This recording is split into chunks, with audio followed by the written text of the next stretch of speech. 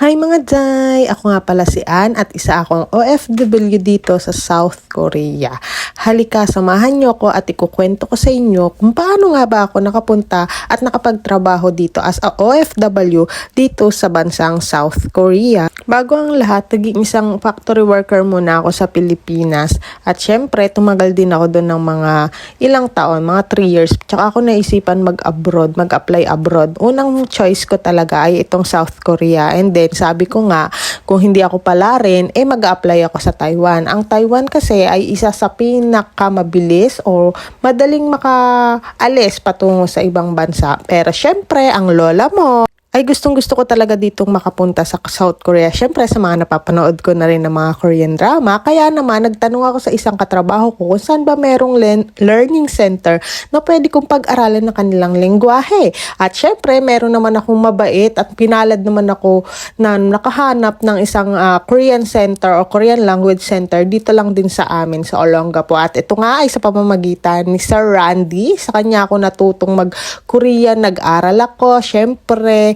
pumapasok ako ng depende sa klase ng oras ng paglabas ko galing sa trabaho. Pagka panggabi naman ako, sa umaga ako, morning, diretso kagad ako sa kanyang klase. And then pang pag-araw naman ako, sa gabi, diretso ulit ako. Ganun ang nagiging rotation ko kada may pasok ako sa Korean center na yan. Syempre, sa totoo lang, wala talaga akong naiintindihan.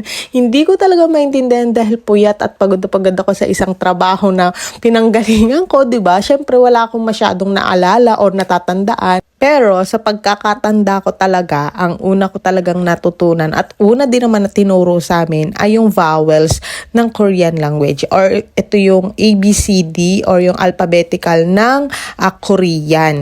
Syempre, yung basic vowels lang ang alam natin mga Day. Hindi ko pa alam ang mga... At syempre mga Day, hindi talaga natatapos sa basic lang ang lahat. Syempre, meron pang double consonant vowels na tinatawag.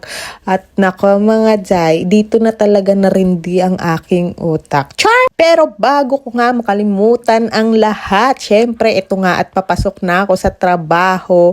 At ito nga ang aming company at ang gawa nga namin dito, ang trabaho ko dito ay isang QA, o di ba kung sa Korean ay kumsa, at paakit na nga ako nito sa second floor para mag-in ako, at marami pa akong pwedeng ikwento sa inyo mga Day. Ito muna ang ating ikukwento o ang aking ikukwento sa susunod ulit. Babu!